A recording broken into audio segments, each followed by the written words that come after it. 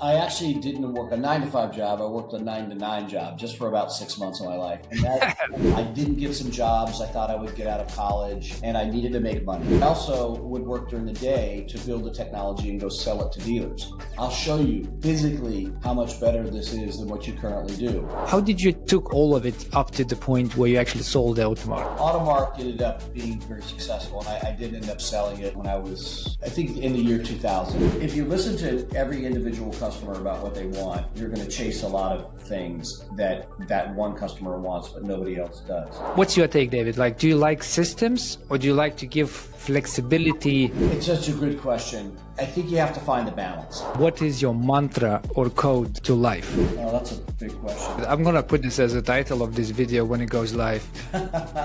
I like that. You can't be aligned in your head, you can't be aligned in your heart, but the best alignment is at the wallet. It's going to be a title of your video. Have you ever felt stuck and scared to take the next step because you're overthinking everything? Or maybe you're just juggling too many ideas and don't know which one to focus on. It's tough, right? And honestly, I'm in that position even right now. Even if your business starts to grow, moving too fast or not having the right team in place can cause problem. Welcome back to Mastering Tech Growth, where we interview industry leaders to bring you actionable insights and inspiring stories. I'm your host, Mike, and today we are talking with David Boice. David is not just a successful leader, he's a lifelong entrepreneur who co-founded every business he's built from the ground up. What's even more amazing is that David has never worked 9 to 5 job. From his very first company at age 22, creating businesses worth hundreds of millions of dollars today. David has charted his own path and turned bold ideas into lasting success. In this episode, David will share how he built and scaled his businesses, avoided common mistakes, and became the kind of leader who inspires teams and drives real growth. Welcome to the show, David. Thank you for joining us today. Thank you so much, Mike. I really appreciate you having me. Thank you for joining us today. One more time. It's been a couple of minutes. So, David, we have this question, which is, I call it in the spirit of the show. And it goes like this. When I say mastering tech growth, what comes to mind? Just that. I mean, it's growing a business and getting momentum in a business and having meaningful growth. It's hard. It's one of the hardest things companies do because it's not just about the product that you've built. It's how you've packaged it, how you've priced it. It's how differentiated it is in the market. And also to the apparatuses that you have set up. People just aren't going to buy your product. I mean, you have to have, in my case, we have to have very seasoned sales folks because the amount of money that our product costs on a monthly basis requires meetings, requires discussions, requires conversations. So everybody out there on the phone probably has different levels of services. Some might be sold just on your website, click a button, do a free trial and you're off to the races. But at least products like ours, which are roughly $8,000 per month to buy our top software package, that's going to require a conversation. So I think growth is one of the most difficult things for a business to get going. The good news is once you have the momentum, once you figure it out, oftentimes you can go for a long time and grow a business for, like we have, 3 or 4 years in a row. I think we've been probably 35% plus growth. So, and we're a couple $100 million company. So okay. It's hard to do, but once you get it, I think you could keep it. All right. So it's hard to get it moving to the right direction, which is the trajectory of growth. But once you get that momentum, it actually becomes easier. That's what we're saying. I think so. It's just because it's so hard to do. If you're growing your business, that's not by accident. You've done something right in order to get the momentum that you have in your business. So for us, my experience is once you have the momentum, you have to work hard to keep it. But the most difficult thing to do is get up to the point where you're growing, and I think that's because there's so many factors. It's not just your product. It's not just the price. There's a lot of things that have to go right. And some of that too is competitive, how competitive you are in the market. So you might have the best product and the best this and the best this, but your pricing is just not there because your business hasn't scaled enough to get some of the operational leverage that you need to keep your prices, in line with where the market is. So there's a lot of things that go into growing a business. I think that's why, from an investor perspective, is probably the most valuable thing that a business can do to create value for itself is to grow. Because growth, if you think about it, it's the one thing that says, well, the market is buying this product or this service at a rapid rate. Something must be right.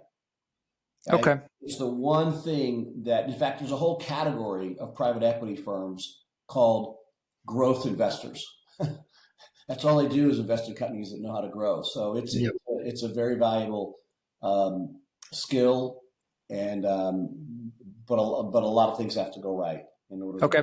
So would you have a follow-up on this one, David? Then you're absolutely right. You're 100% right. There's so many things which goes into growth, and there's so many levers you need to pull to actually make that happen. So the follow-up to this opening question with our show is, if you to choose one from all these factors which influences growth, what would that be? Well, I'm a product. Everyone would have something different to say here because it depends on what's in their heart, and what they really believe in. Yep. I would say for me, what's driven our growth the most probably has been the product and the quality of the product and the results that we're able to get, because I'm able to get people now who can tell the story of the product, right? So some people will focus on, I'm going to get the best salespeople, or I'm going to get the whatever it might be. For us, we have done a lot of work on creating a technology solution for automotive dealerships. That's what I do.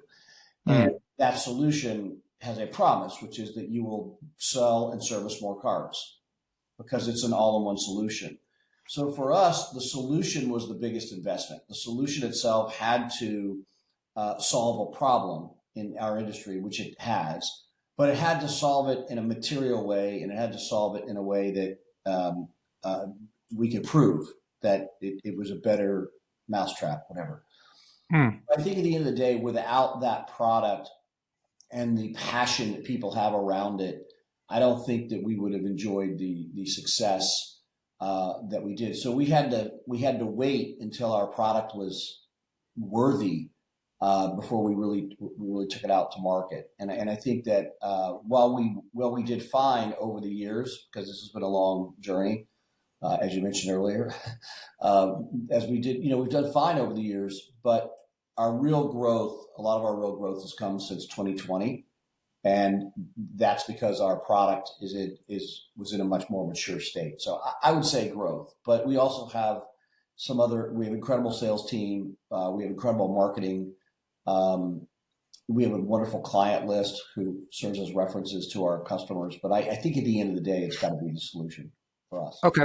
So first, so what we're saying effectively, David, is that just make sure you're solving a problem before you start looking at anything else. Like that's the choice we're making. We're saying, understand the problem the market has, understand how you're going to solve this, make it in a product or a service, and then push it out. So the very first step, the one factor we're choosing is just making sure that we actually have a problem to solve. Yeah. I mean, not everybody out that's listening to us today has the same type products, but if you have a product that is in fact different, yes. If you're a fast follower and you're just doing the same thing as somebody else has done, as soon as you get to that point, actually those people would answer the question very differently. They probably have some marketing or some sales or some tactics that they're using, but for most of the companies out there, they probably have a product, a service, a solution that's differentiated amongst their competitors. And so, in that case, I think in my opinion, that ultimately the companies that have the best quality products that are the most differentiated are going to win over time. Mm-hmm. Okay. I love that, David. It's such a no-brainer, at the same time, but you see people tripping on this. People come up with various ideas of what they want to build and why they want to build it. But ultimately, you just take back to this first principle thinking, and you simply ask, "Am I solving someone's problem over here? Is the problem space big enough so people are willing to buy? Is it big enough to actually be able to find clients and customers?" Such a simple thing. David, can you share what life was before you started your first venture at 22, age of because that seems like, for me, that's a very courageous thing, right? So I started entrepreneurship journey way later. I feel like I needed to learn from others how to do business, how to do sales, how to do marketing, how to think about the product, how to look in general, how to launch and scale the business. So I went into enterprise jobs, startups jobs, learned the skills before I was comfortable enough to onboard the risks which come with launching business. You just went straight after it. Like, you never worked at 9 to 5. You just went like, 22, I'm going to co-found business. Like, what was in your head then? Well, I actually didn't work a 9 to 5 job. I worked a 9 to 9 job just for about 6 months of my life, and that so it was Yeah. that maybe that was part of it, right? Yeah. Um, I I was one of those people that in that kind of accidentally got in the car business. I didn't get some jobs I thought I would get out of college, and I needed to make money, and I went into the car business. I'll just keep it simple since it was a long time ago. But right when I got into the industry, I loved it. I loved the people. I loved the atmosphere. It was fun. It just felt like a good place for me. But as I looked around, you pay attention when you're younger sometimes. I saw a lot of the people that were in there that were older that, they were 40 and they looked 60. The retail business is really hard. You have to work a lot of hours every weekend. Mm. And I thought, well, if I stayed in this business, the ultimate dream for me would be to own dealerships. That was the ultimate position. All you had to do was look upstairs and see the biggest office in the building. So that was aspirational for me. But I was also coming into the industry at a time where there was no real technology, Mike. So this is back in the late 80s. Think of like 88, 89, 90. Mhm. And I had just come out of school where PCs were just entering into the world of consumers, right? And so I really just had kind of a basic idea, which is I could automate some of the functions in the dealership through personal computers, and it would be better than the alternative. It was a simple concept, and so myself and my father actually on my first business uh, talked about it, and I think the and we did it. And so that started when I was 22. But I also spent time working in the industry because that's how I made money. So I would think about it as work. I would work nights and weekends at car dealerships to make money. They'd pay me money because I was really good at what I did. But I also would work during the day to build the technology and go sell it to dealers. And so the way I sold it was I would literally say, I will come use the technology in your dealership. I'll show you physically how much better this is than what you currently do. It was hard to say no to that because I said, I won't charge you anything. I'll just come on a Saturday and I'll show you how it works. And then if you like it, you can keep it. So it was a buy and try and buy. But to answer your question of what life was like before that, life for me was my father was in the military. And so I lived all over the world. I went to 13 schools in 12 years. So I lived everywhere. And I think when you do that, you really become used to change at a rapid rate. I mean, imagine moving every single year of your life from That's 12th tough. grade to 12th Mm. grade. And I went to 3 different high schools. So I had to find out what was going to work for me. And sports, fortunately, was one of those things. And I tried to develop a nice sense of humor. And I had to work my way through becoming the new kid every time I was in school. But then I Yeah. went to college at a place called Washington State, which I loved. I was able to stay there for 4+ years. Met a lot of dear friends. And so as I came out of college, I think I had probably more confidence than I really deserved. You know what I Mm. mean? And I think that also too, I moved from the West Coast back to Washington, D.C., where my father happened to be stationed at the time, was at the Pentagon. And during the entire time I was in college, they were over in Europe. So it was a very interesting childhood, and where we moved every year. And then as soon as I got settled, my parents moved to Europe for because he was a successful officer in the military. Mm-hmm. So I think there was this sense, and then I moved all the way back across the country, and then I ended up in the car business. So I thought to myself, what do I have to lose? What is it that's going to go bad for me? I fortunately, I didn't have any loans. I had a little tiny Honda Civic. I had, my folks, I was living with my folks at the time because I just had gotten out of school.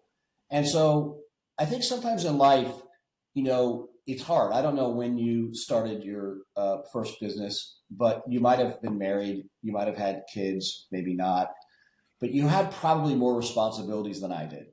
So I'd love to take credit that I saw this vision, I saw this dream, I went for it, I jumped over the cliff, all of which is true. But I also didn't feel like I had a lot to lose. And remember, the thing about the car business is the worst case scenario for me is I probably would have done fairly well just staying in the retail car business. And so I felt like I didn't want to do that, but it was always an option as a backup. So I think that in some ways I probably got lucky. In other ways, I think that the timing was incredible because technology was just entering kind of it was just commercially, it was just kind of commercially available. Yep. I was able to take advantage of all of that at about the same time. And I was pretty fearless, I will say, even back then and probably still today. I was not afraid of a risk. And as my life has gone, I've realized that that's just part of my personality profile, but also one that I think a lot of entrepreneurs at some point, that's why I respect entrepreneurs so much and enjoy them, is because at some point you are taking a risk that most people don't understand. And sometimes that risk is illogical.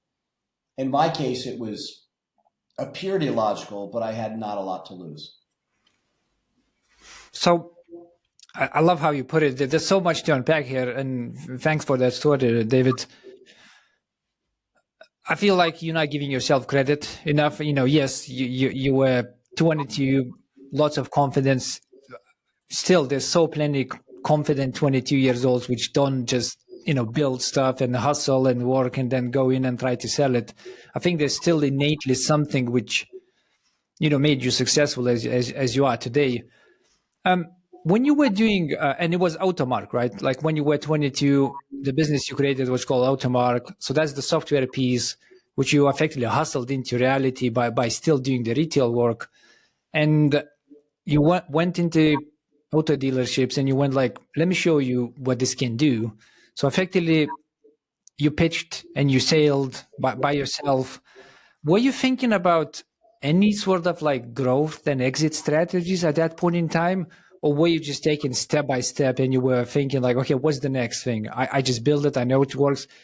The next one I need to go show to someone. After that one, okay, well, they liked it. Now I need to try to sell this. After that one, okay, I made the sale. Maybe I now need to make 10 sales. Like, how did you took all of it up to the point where you actually sold the Automark? Well, Automark ended up being very successful, and I did end up selling it when I was, I think, in the year 2000, 2001, something like that. And this was 1988. So we went from 1988, from me selling it door to door myself, to a company that had, I don't know, 300 or 400 employees. And one of the things that happened along the way was this great thing called the internet. So the product that we had, Automark just stood for automated marketing. That's all it stood for. So everyone thinks it was an automotive thing because I thought maybe we could do stuff outside the automotive business too. But it morphed over time. So my first goal was very simple, Mike. I just wanted to be able to not have to work in a dealership and be able to pay myself enough money just to pay my bills. And I didn't have a lot of bills. That was the only thing. I kept my costs of living extremely low. And so, I was the guy that had like 7 roommates and, You know what I mean? Mhm. Yeah. I really, really kept my costs low. So the bar wasn't high. So I worked for a number of years, uh, getting money from car dealerships to help them with various things. But then I would, sell my software. So that was my first goal. Nothing to do with growth, nothing to do with exit, no fancy plan, just Mhm. just chopping wood, one foot in front of the other. And I knew that I had to Okay. get to around 20 or 30 dealerships that were paying me on a monthly basis in order to not have to work at nights and weekends on that. Because I like to work. I work a lot of hours. I still do. That's just built into in who I am. So that was my first thing. Then I think that I started thinking about growing the business, but not exiting the business. Mhm. I wasn't thinking about the exit. At that time, there probably was no exit strategy for a company that size. There just wasn't. But as we started growing this technology, what's happened to me over the years, and it happened big time in our first business, is one thing led to another, and each of those things we made us bigger.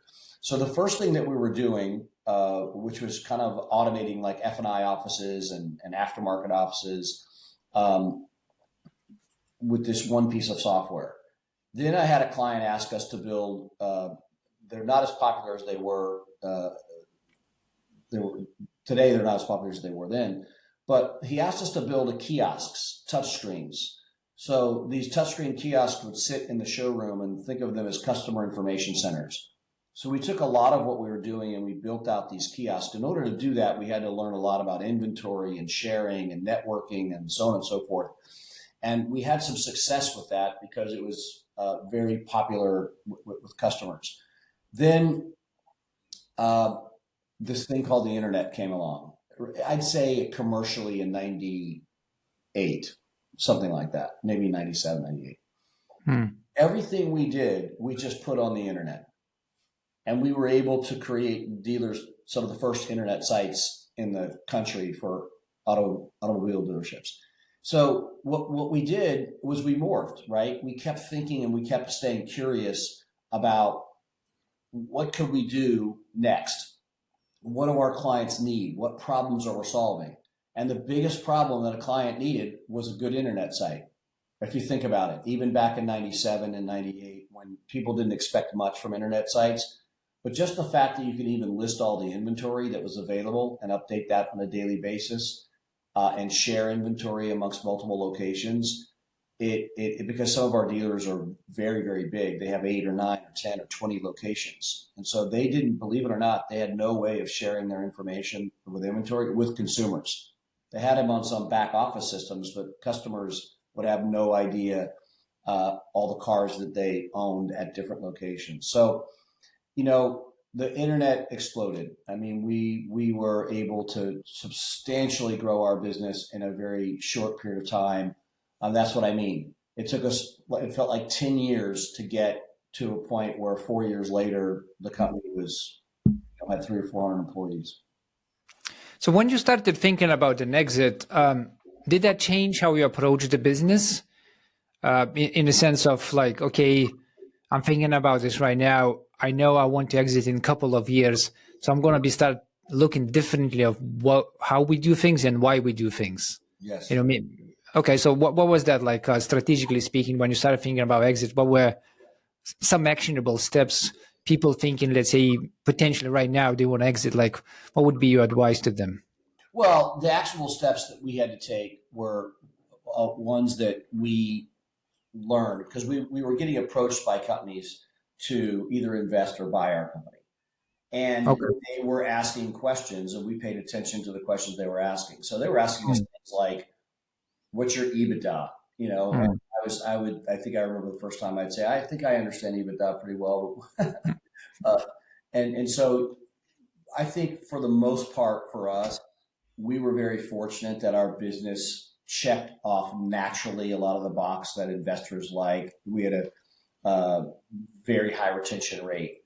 Our clients loved our product. We had a management team that had stayed in place for a number of years. We had our costs were reasonable at that time.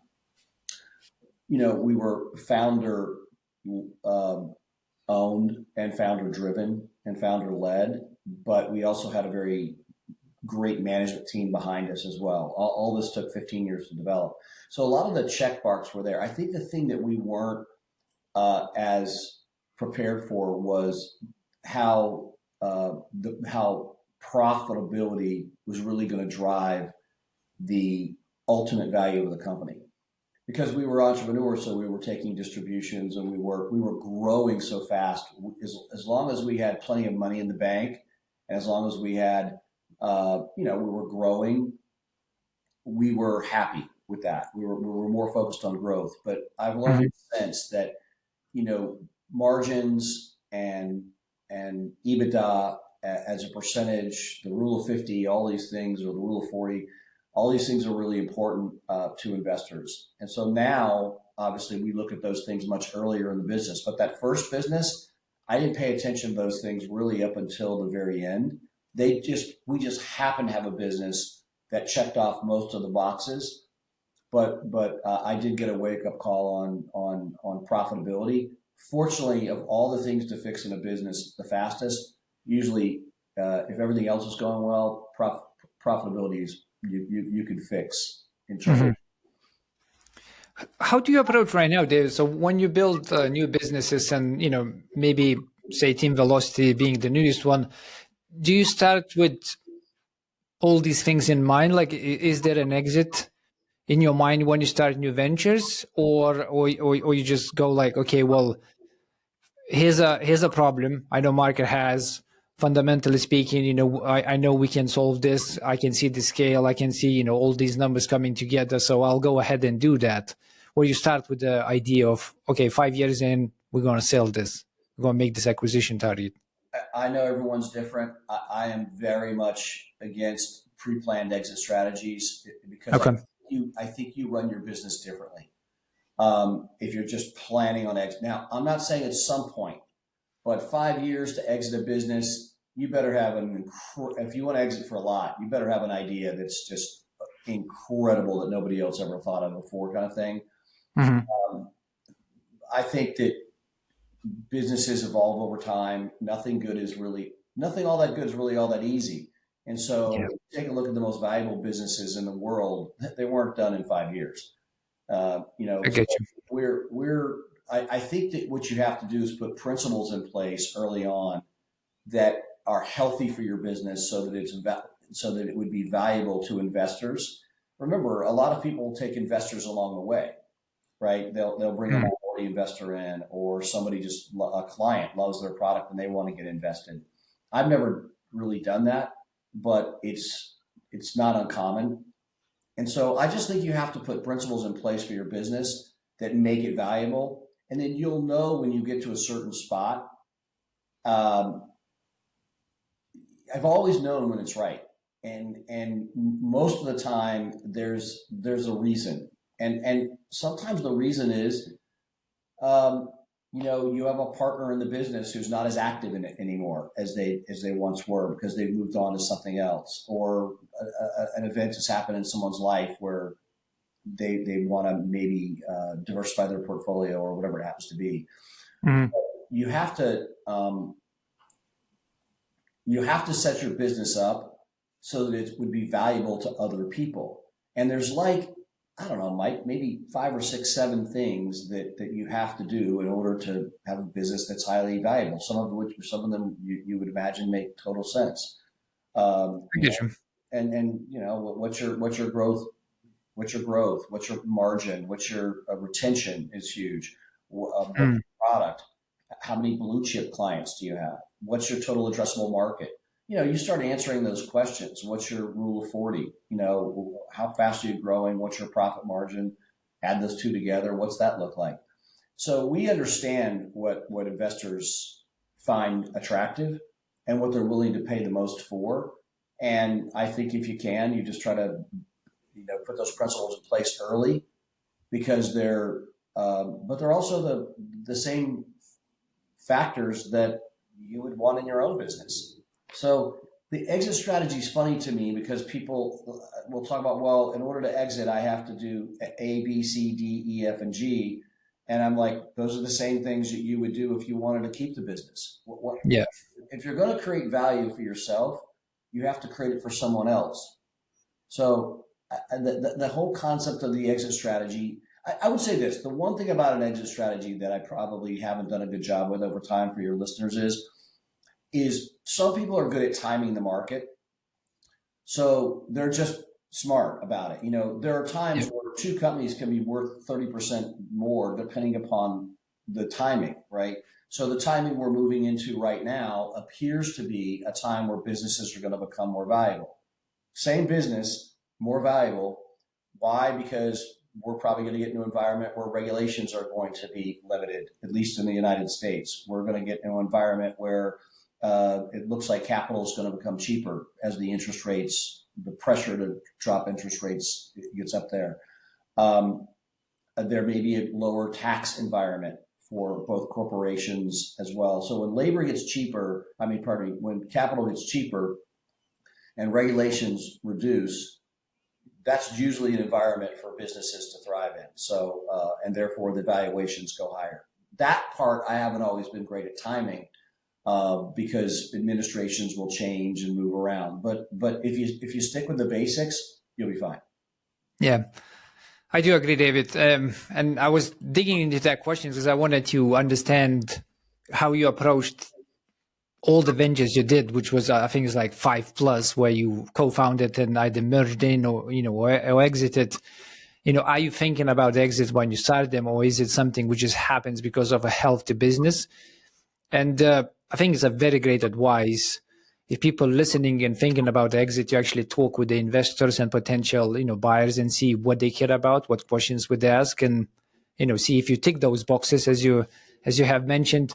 My own advice is as well to just not really, like, if you're thinking about an exit, you're going to be thinking about scalability and exit strategies.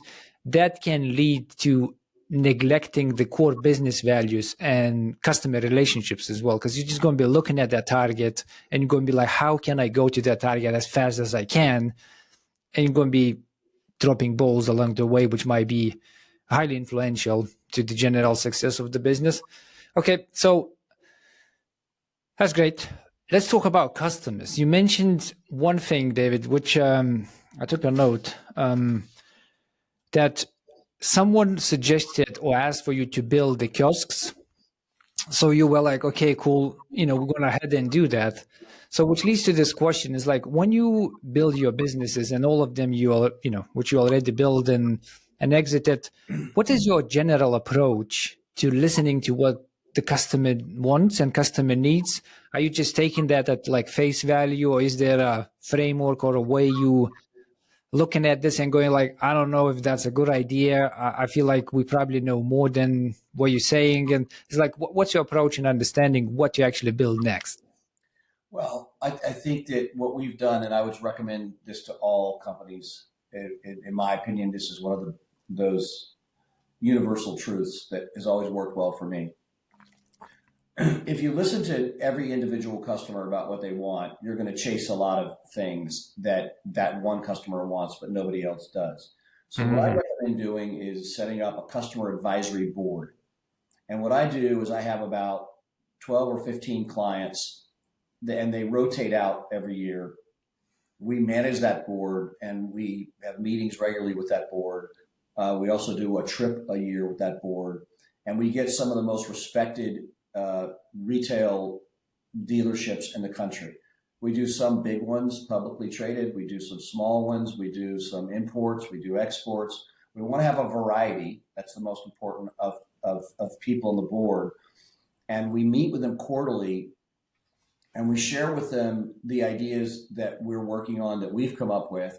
And we share with them ideas that we have vetted from our current customers. And we run it by them and say, hey, thinking about putting resources into doing this. This one dealership has this problem and asked us to solve it this way. What do you think? Do you have the same issues? Do you have the same problems? How big of a problem is it? What are the competitors that you're using to solve that problem today? And so on and so forth. Customer Okay. advisory boards are incredible. Oftentimes, your best clients will do it for free. We don't pay them to be on the board. We do treat them to a nice trip once a year, just as a gesture of our appreciation. But it's not extravagant. And I think it's one of the best things that we've ever done because it allows us to not jump around with every single, suggestion. But on the other hand, we do take that to a broader board and we vet it quarterly. And I would tell you that I'd say about 50% of our development are ideas that we have, and 50% of our development is probably ideas that come from a customer. And I think that's a nice balance because you can't come up with every idea in your business. And you are see, for us, we have a very specific industry that we're trying to solve problems for.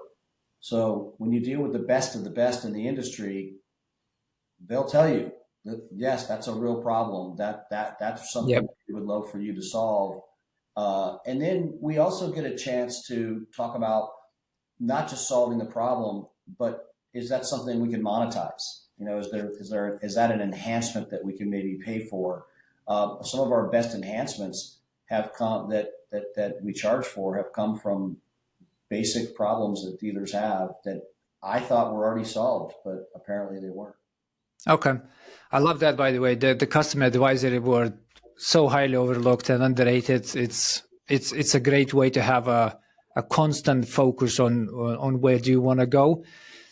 It is a B2B relationship though. So if let's say we business to customer, would you still build because business to customers just has like a lower price range, right? Like if you're thinking about business to business, you're going to be building your advisory board, most likely going to have some flagship clients in that advisory board, maybe CEOs, business owners, or business relationship people or whatnot, which can give you that guidance on what you want to build. If it's a good idea, everything we just discussed, great. But if you B2C, you likely have like a subscription module where everyone's pretty much the same, right? Because it's just like lifetime value, potentially higher to some, but everyone's paying the same monthly. Maybe someone's paying a little bit higher, but how would you approach like a B2C when it comes to custom advisory boards? Well, when we build products, sometimes and the end product is the customer. We will do focus groups. Focus groups are Okay. inexpensive. It's the same Yep. thing. You just do focus groups and ask people what they think about this. And if the focus group is a group of users in this case, or a group of just people that you think would be good at providing advice, I've done focus groups for my clients. I don't know, many times. It's the same concept. Mm-hmm. Having it prepared, asking all the questions. What do you think about this? What do you like about this? Do you like the way the software works this way or this way? A or B, Yep. whatever it might be. So I still think getting feedback from your ultimate customer is the ideal way to develop solutions. Again, we're primarily focused on technology here. Yep. I love that. Focus groups. For both of them, David, like the customer advisory board and focus group, like what's your selection criteria? Let's say, who would you take into your advisory board and why? Well, we have thousands of customers, so Yep. you want to find people that most importantly want to do it. They're engaged clients. So oftentimes your most engaged clients are the best for the customer advisory board. They're the one, or maybe if it's a B2C, you're the user who uses your software or whatever your solution the most, because they like your product and people want to make things better. So I'd say first is, are they an engaged client that really knows our product well so that their advice is something that we can count on? Two is they have to be willing to meet and attend the meeting. Sometimes people just don't have time and they say they want to do it, but they don't ever show up. Mm-hmm. We try to vet that out with them in advance. In our case, we try to keep it simple. It's about an hour and a half meeting once per quarter. And then we do one meeting per year off-site. I'd say those two things are important. The third is their really their level of knowledge, because some people that are your clients, they have a lot of knowledge about the day-to-day operations of their business, but others ride high. And so if you bring people to customer advisory boards that just only ride high, they're only up in the clouds, they have everybody else does the job. They sometimes don't have the same level of input, and those will be my 3 or 4 pieces of criteria that we have. We also try to find clients that are of different sizes and scale. So if you have what people tend to do on the customer advisory board is they bring in all their big clients, Yeah. but most of their clients are small. So we try to balance it between small clients. So in our case, in the automotive business, you would so I have a public, I have a small private, I have a Ford dealer, I have a Honda dealer, I have dealers with groups, I have dealers with single points. So you try to balance it out a little bit, and that's just worked out really, really well for us. I love that. That's excellent. Just the diversity of views, because the smaller one they will have different problems than the enterprises will. It's just a different scale of operation. So clearly you will have different challenges. Do we pay them? Like, do we want to find people to our advisory board which just wants to be there because they feel the connection with the product or service we're giving, so they want influence where it's actually going? Or do we want to actually pay them and put them in a position where they feel obliged to give the best advice they can? Everyone probably has a different point of view on that. Our point of view in a focus group, you might have to do that, right? But in a B2B relationship, we have not paid our advisory board. We think it's important not to pay them. And why is it important not to pay them, David? We think that it's a more the relation. They're going to genuinely give us their advice about how they really feel. That they're not being paid, so they don't have let me come up with something. Let me make something up that I because I have to have value, so I want to provide this. And we also how we pay them is we reward them. We take them on a trip. It's the same thing. I can take the money, but we take them on a very nice trip per year. I think last year we went to Napa Valley. Nice. Tasting and all that stuff, and the board is about less than 20, so it's a reasonable thing. So that's how we do it.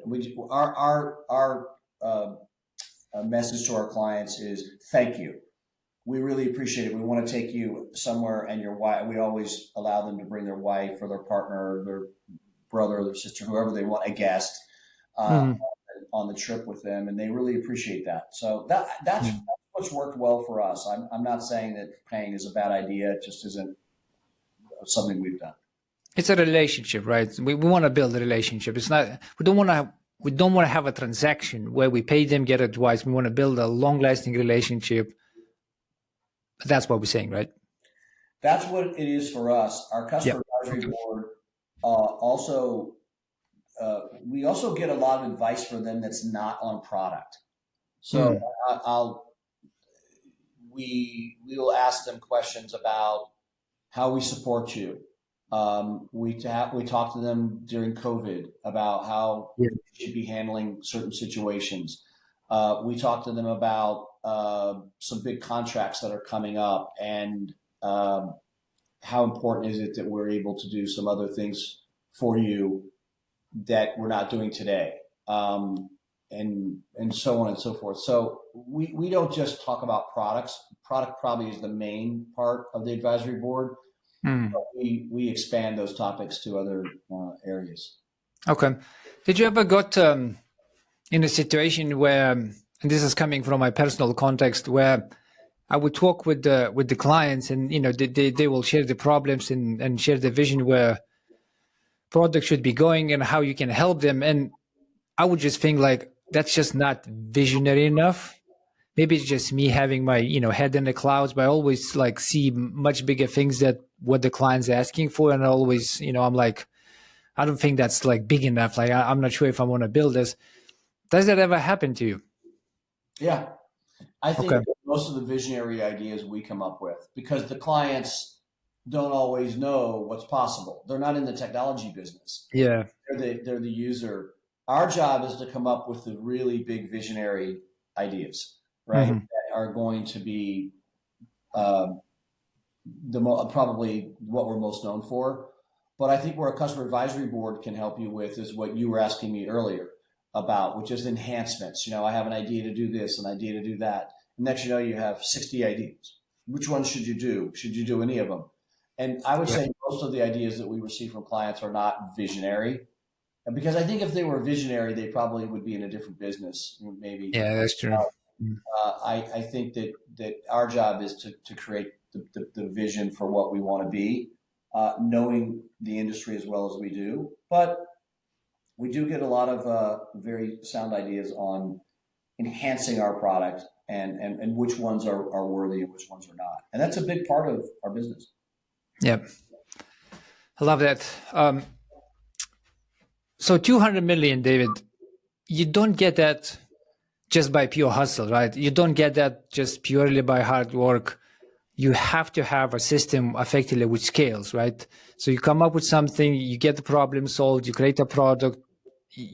To scale it, you have to have frameworks of how you do things. You hire people to run your frameworks, and all of these, let's call them business systems. How do you approach that? Like, how do you approach operational business processes and look at them and go like, I'm going to create 1, 2, 3, I'm going to automate this, I'm going to put a software in that, I'm going to hire a person in that. How you look at all of these challenges? Well, the way I look at it is that think of it as dials, right? You've got all these dials, and you're constantly trying to turn them and work with them together. Some are operations, some are um, customer support, some are sales, growth, Mm, and so on and so forth. So the best thing that I found is over time, every entrepreneur is different. Every entrepreneur has areas that they're very strong in. So an area that I'm, for example, pretty strong in is in product development and selling it. I just have a natural ability to create products. I always have. I love it. I spend a lot of time on it. I think about it, and it's so I work. We have a phenomenal team, but I get to spend a lot of my personal time on that because it's an area that I like. But in order for a business to be successful, you have to work on lots of high payoff items, not just the ones that you happen to be good at. I'm also mhm, good at selling, so it's more natural for me to do those things and work on that. But what's not as natural is, for example, the financial statements or onboarding our clients or retaining our clients. And some of the other areas of our business that are, I would just say, highly operational.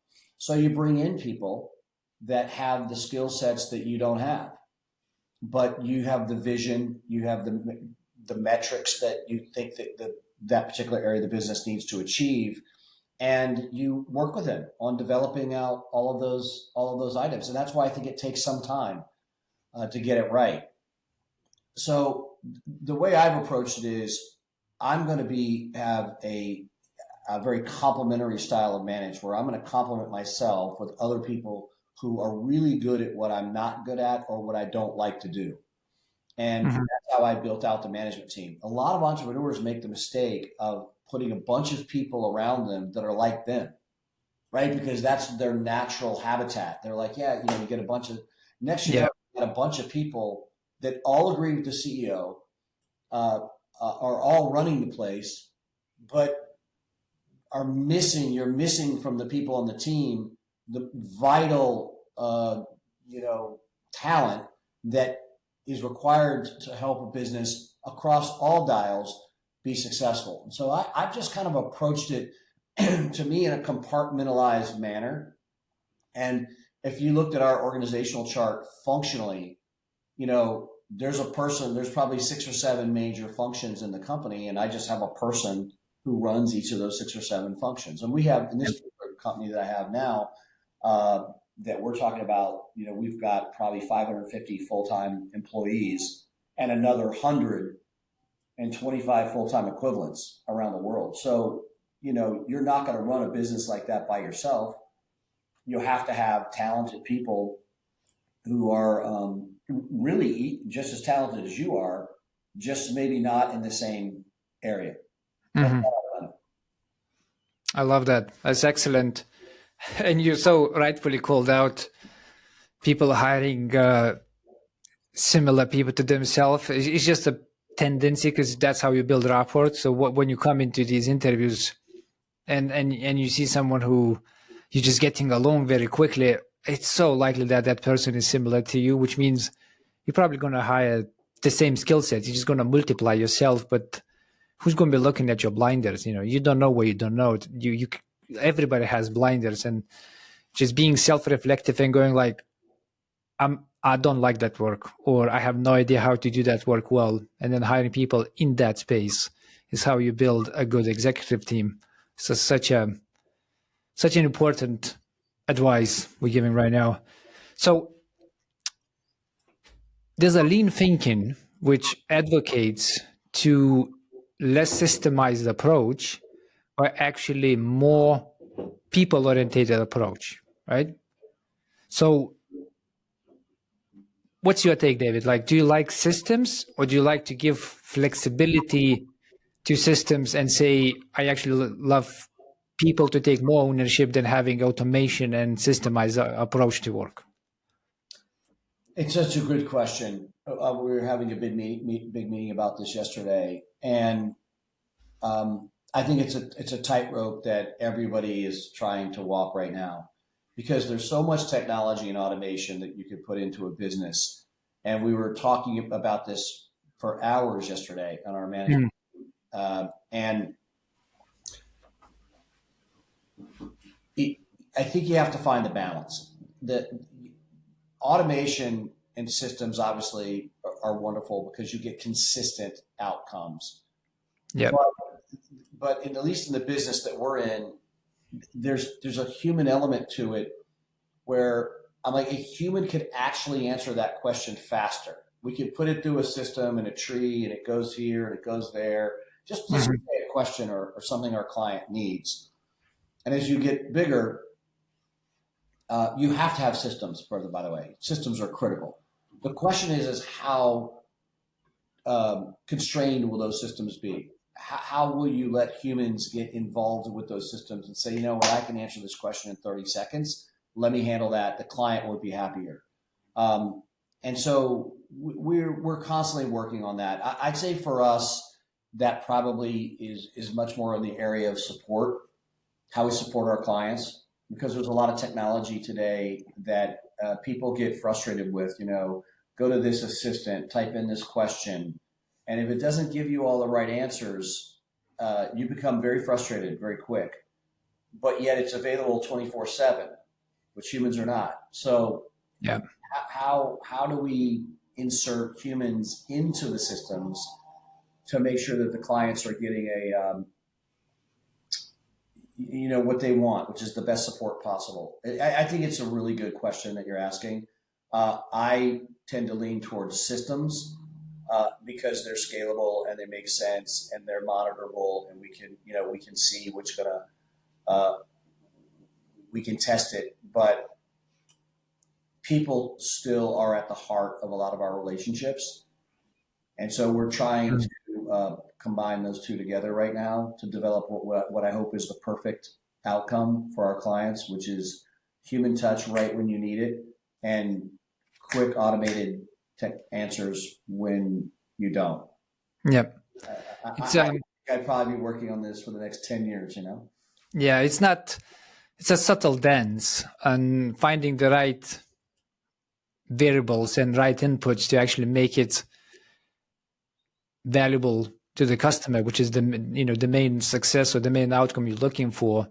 It's not that easy. And we actually had another episode with Alex, CEO of a call center, where effectively they the software they have is to make sure that you're giving the best customer experience possible. And we talked about the fact that AI is reaching the point where, in his view, people will demand a systemized, bot approach, because the data is getting accessible to AI, and is, the capturing level of the data is so robust as well that AI will be able to shuffle through your data, and understand the problem and give you a solution much faster than the human will.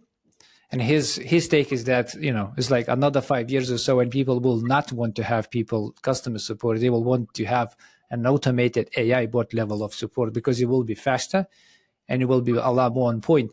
So it's very interesting to see where the world will go with that. I think it depends on your products as well and your service. That's probably also a pretty big factor. It will, yeah. It definitely not applicable to all the services and products, 100%. So we talked a little bit about the executive team which you build. You mentioned you have, likely about 6 business functions, and you have the best people to run these functions, and then there's a business hierarchy, which this goes to sort of employees and whatnot.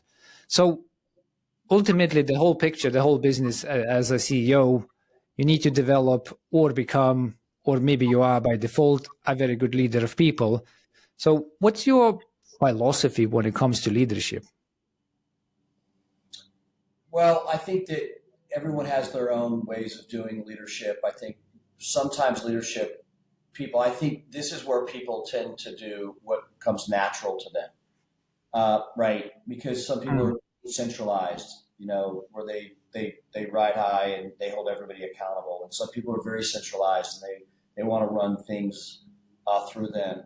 I have tried to find a balance in leadership of those two styles. It's probably been the most difficult thing for me to work on, which is I tend to be very centralized. I like to know what's going on in the business, particularly in what I consider the main areas of the business. But you have to let people do their jobs. You have to hold them accountable. So one of the things that I've done is set up some small committees that I run that are important parts of the business, and we have metrics on those things. So some of them obviously would be easy, like finance, right? We have a meeting every other week. We call it the every other week financial meeting. We have a very clear set of metrics that I want the company to hit, and we report on those metrics and what we're doing in order to achieve them. And so many companies do that. But I also then will do other meetings, like, for example, one that's a little more centralized, but it works for me, is we have a meeting called the Red Dealer Council. And the Red Dealer Council, all of our clients are marked green, red, or yellow. And if you're red or yellow, but red, we get all the leaders together and we let you come and explain why the client's unhappy. They're unhappy because we made a mistake. We didn't launch the client well.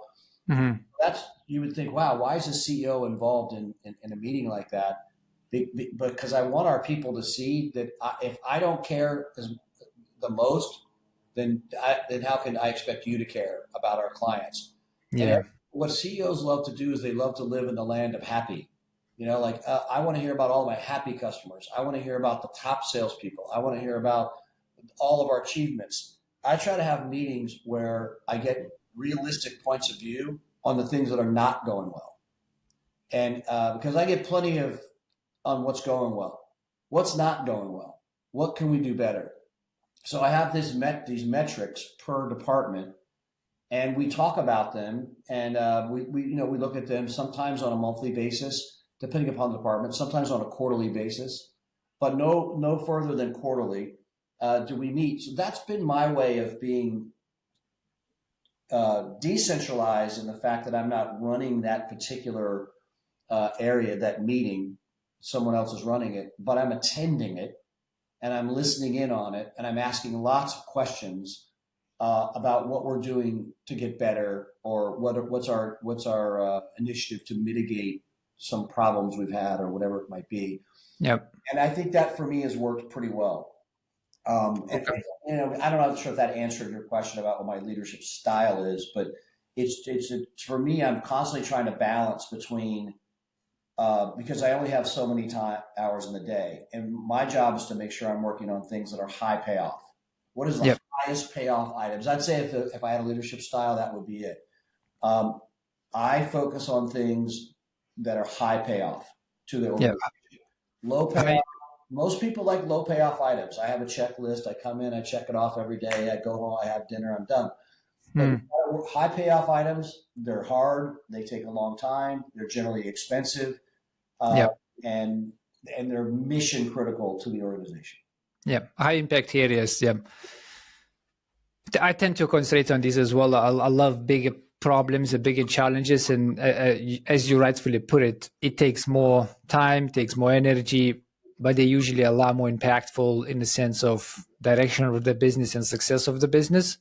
So I want to ask this question because I got called a problem spotter once, and I really took that deeply, and I sort of nicknamed myself a problem spotter. But I got this nickname or this label because I was asking these questions, which I think that's what you were saying, David, as well. It's like when I go in the meeting, I care about where the risk is and where the problems are. Because I feel like if you manage your downside, the only left outcome is positive, right? Like, so I don't tend to look at the upside, what's going on well, what are all the success metrics, which in some way it brushes off the good results the team is achieving, because every single time if I'm on a call, I'm like, okay, where's the problem, what's the risk, what's not going well. And that gave me that problem spotter label. You don't get feedback like that if you always just looking at the risks and problems. Well, you know what you can do is it might help you. Is what helped me is do a meeting once a month with your company. We call it town hall. So town hall is our positive meeting. All we do is cover off on all the wonderful things, anniversaries of people who've worked here. We Mm. uh, we praise our top salespeople, our top onboarding people, our top retention people, our development team for launching a product, and it's just incredibly positive meeting, and we do it once a month. And so that's the place where I get to become very positive. Okay. No problems. We're all talking about the victories that we've had, and it's wonderful.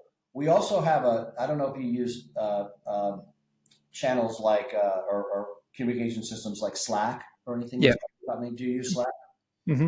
We Yep. use, we use Slack. I'm prolific on Slack for congratulating people, right? Hey, great job on this. Loved it. I think one of the things that is important is when you're going to be positive publicly, right? Public Hmm. meetings on Slack or on Town Hall, but privately, when I'm in a meeting that's specific to something that we're working on, if I'm going to discuss problems, it's going to be in that environment, right? Where we're really discussing a problem. I'm not just being negative for the sake of being negative. I'm in it with you. I do believe this is a problem or a downside, as you would say, or a risk that you have that we should really focus on. And as the CEO of the company, I'm here with you to discuss it. I'm not, I think it's a real problem. We have to get Hmm. better. Let's talk about how we can get better. And I think that you need outlets for someone like yourself or like myself who tends to look at something and go, wait a minute, that doesn't look right. Um, you need Yep. outlets that are like, hey, Mike he gets it. He also sees the positive. He also sees the hard work that people are putting in, the achievements that we're making, the victories we're having. And I do that on Slack, and I do that in Town Hall, and that gives me enough of a. And again, I genuinely feel proud about what the team is accomplishing. But if you sit around all day long thinking about the accomplishments on a day-to-day basis, I think you're right. I think there's a risk that you miss something that could be vital to your business, I and love that. then Mm. that causes its own set of problems. So Yeah. try to find yourself some positive ways. It's business is so much like relationships, right? I don't know what everyone's relationships are, but you can't have a relationship with somebody and it's just negative. You Yeah. have to have Becomes toxic. the Hmm. date, the positives, the trips, the anniversary, celebrating victory, celebrating milestones in your life, celebrating holidays together in a very positive way.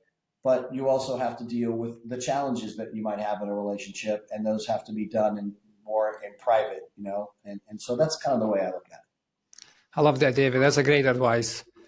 That's a great advice. What do you do? Well, actually, what is your advice to entrepreneurs which are really struggling to let go the day-to-day operations? And this is coming from the context which I felt myself when I was a co-founder with the founder. He was a CEO, very hard-working, visionary person, but it was so difficult for him to let go of day-to-day operations when the business started scaling, and he just wanted to be everywhere. He wanted to know everything, and if something was not to his standards of quality, he would just basically go like, let me do that for you. And it absolutely like stretched him thin and overworked and overburned, and it caused a lot more problems eventually, right? It's like, what's your advice for entrepreneurs who just cannot let go? It's hard because entrepreneurs generally start something very small, very manageable, and they're successful because they don't let go, right? And then as you grow, that style just doesn't work for people. And so, I think what you have to do is you just have to, no matter what, uh, set up systems in place. I told you mine. Mine is to have these a lot of macro meetings where I'm not, I'm listening. We're hearing what's going on. I'm setting the tone, setting the vision for the company, setting the metrics for the company. I think it's also very important to set compensation plans. So for example, your CEO, if you compensate people in order to do the things that this particular CEO, say yours, wanted to have done, and those compensation plans were aligned with his objectives, they're more likely to get done. So I'm a big fan of compensation because I set the compensation models up for the company because I want to be aligned with the company's objectives, which are often my objectives, because I'm setting the objectives for the organization. So if everyone's compensation is aligned, I'm less likely to have to get involved because their own compensation is going to be motivation enough for most people in business to hit their objective. So that's something that you can do is you can try to set, because he doesn't want to necessarily have to get involved and solve the problem. He's just can't figure out another way of doing it. And so you just do what you did when you were small. I've tried to put in macro systems that are going to, and I find compensation to be one of the more effective ones, which is I want these things to happen, and I'm willing to pay you to make them happen. There's a reward and a consequence for them not happening, and that mostly revolves around your pay. The second thing it motivates around is the promotional, who's getting promoted and who's not. So what I try to make it very clear is the people who I have to get too involved with their department, too involved with them because they're not meeting objectives. Generally, they're not going to be the people that I'm not going to put them in charge of more stuff when they're not doing the stuff that they currently, should be doing, as well as we think they should do it. So, when people start to see the people who move up the ladder are being promoted based upon performance, not based upon relationships, but performance, that creates an atmosphere in your organization that we're performance driven, not relationship driven, because that's the danger, but performance driven. And I'd say these are kind of the types of things that I've learned over the years that have worked well for us. But,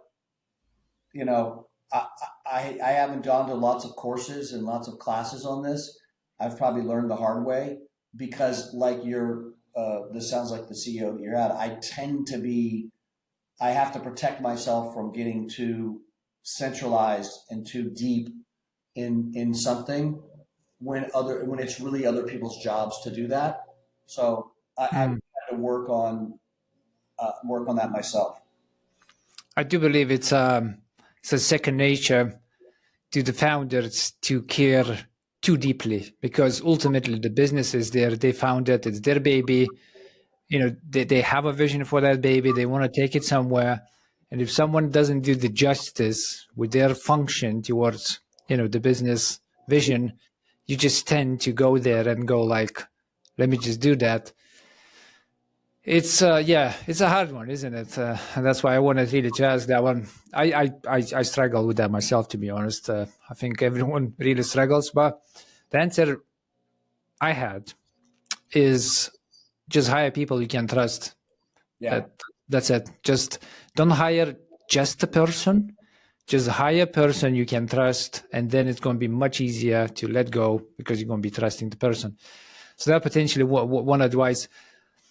A follow-up question, David, which I wanted to ask: in your point of view, should all the founders become CEOs of the business eventually? Um, Not necessarily. In our case, we have three founding partners, and they felt like I would be the best candidate for the CEO, which is usually how it goes with us. The other two partners, I think, bring such tremendous value to the organization strategically, but I don't think would have lined up with they would not, they don't line up as well as a CEO on the day-to-day basis, because CEO day-to-day is um, it's very time consuming. You've got a lot of people, you're dealing with a lot of problems. Um, and some days it doesn't feel strategic at all. Some days it feels like Mm. and at least in my case, my two partners are absolutely brilliant. They're very strategic. They bring lots of things to the table, to the organization, that I don't bring. But I'm not sure every founder is set up to be a CEO. In fact, I'm sure they're not. Um, Mm. and but in my particular case, I have always, I think, as long as I can remember, at least with all the businesses, I think I end up I either start out as the CEO or I end up as the CEO. But that's probably because I also like it. I enjoy the responsibility, and I enjoy the camaraderie of working with the team and accomplishing things. So I think that CEO is a personality driven type role. That's Hmm. what everybody's cut out to do. And Yeah. I think the worst thing that a founder can do sometimes is to think that because they came up with the idea, or maybe they had the capital and the idea, that they would be the best person to run their own business day to day. And I think Yeah. it's a mistake that founders can make sometimes. That's such a strong shout, David. And I learned that the hard way. And, the same CEO I was talking about who couldn't let go of the things. He had a vision of being CEO, but we had people on the board saying, "You're not," and people left from the board, and effectively his pure focus of becoming CEO just destroyed the business. It just went nowhere.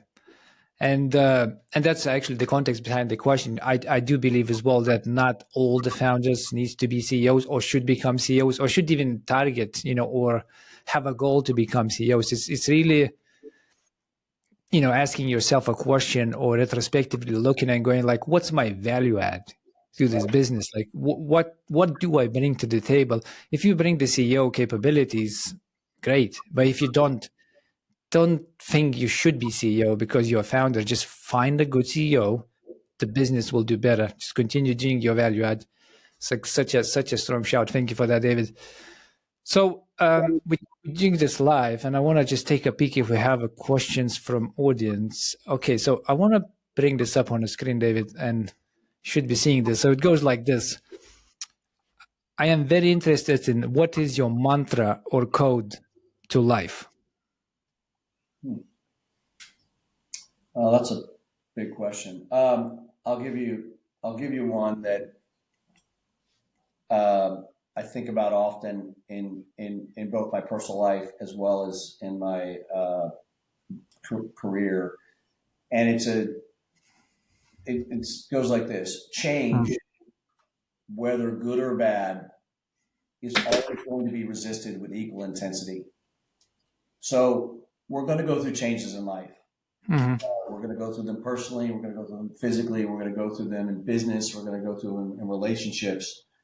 And it's difficult to, I've learned that no matter what, it's resisted. It's resisted by my children. It's resisted by business partners. It's resisted by people who work for our organization, even when it's obviously good change. I know it sounds crazy. You're like, well, wait a Hmm. minute. If you change something for the better, shouldn't everyone recognize that? No, they don't. No. They recognize, so change, whether good or bad, is resisted with equal intensity. And I've just learned in life that I have this very high propensity for change, probably because of the way I was raised. Um, but I'm so used to it and I'm so comfortable with it that I get incredibly frustrated when other people don't get it and see it. And so I've had to, for my life, I've had to realize that I have to, there's going to be resistance. I just have to fight through the resistance, and over time, usually. And that's kind of how I've lived my life, because there's been so much change involved in it between all the Hmm. businesses, all the places I lived, um, that it's just, that's it, I guess. I mean, there's probably a few more that come to mind, but that's one that just instantly came to mind. I hope that helps. It's a great one. So what we're saying effectively, the bigger the change, the more impactful the change, the more resistance you will get. And it doesn't matter what the change is. In the context of business, we're effectively talking about change management, and you're going to bring some change. And a good example I have is when two businesses merge. So someone buys someone, or you're getting bought by someone. So that by default is going to be a big change, right? And that change is for better. You know, the two businesses coming together is going to become one bigger business. You're likely going to take a lot more market share. You're going to go from top 7 to top 1, whatever you're doing. That's a good change. But pretty much everybody in the business outside of management team will be looking at that change and going like, "Oh my god, like I don't like it." That's my experience. So saying that resistance just gonna be there. How do you overcome it, David? It's like, is that just for you? Like, I've been doing this for like, when I'm like 6, so I'm just gonna go with that. Like, or do you have a way of how you approach change management? I think first of all, recognizing that you're going to have it is the most important thing I've had to come up with, which is the resistance to change is just, it's as humans, it's just built into us. Mm, And some people have a higher propensity for it than others. So that's the first thing, is just recognizing, like, look, you're when you go into it. So now when I go into a project or I go into something and say, hey, look, we're going to make a change in the way we do things next year. I mean, like, I'll just give you an example of something that we did. We put an enterprise level of software in Salesforce. You've heard of Salesforce, of course. yep. We put that in a couple of years ago, and you would have acted as if we were putting in the there was a lot of resistance to it. It took me years to get the entire organization fully running it, because everyone had their little favorite pieces of software that they were using. Yep. The amount, we didn't have a single source of truth for many things. We had managers who preferred different pieces of software in that arena, and I won't give you all the details, but you know what I mean. Yep. Salesforce at our size, was a fundamental change on how we were going to operate the business, and it literally took me years. Some managers we even had to basically part ways with, because they were so convinced that the way that Salesforce couldn't do this, they couldn't do that, they couldn't do this, they couldn't accept the fact that this was a good positive change for the organization, that we needed to move to an enterprise level of software to manage our business relationships, and that Salesforce was the decision that the business decided, and they were going to have to get on board with that. And I could give you 100 other examples, but Yep. so we had, some of it was, you just have to fight and grind your way through it. You just have to say this. You have to be persistent. One of my favorite. I read a lot of different books, but it's, I will persist until I succeed. If you've ever read the book, you'll know what I mean. But I will persist until I succeed. And you just have to stay convicted with what you're doing, knowing it's the right decision. Because if you don't, see, that's one of those things where if you don't, you're going to get a very different outcome, right? So I could have said, listen, take your time with Salesforce. Maybe it's not for everybody. We're evaluating it. I could have crossed my arms. Let's see. Let's do a trial, right?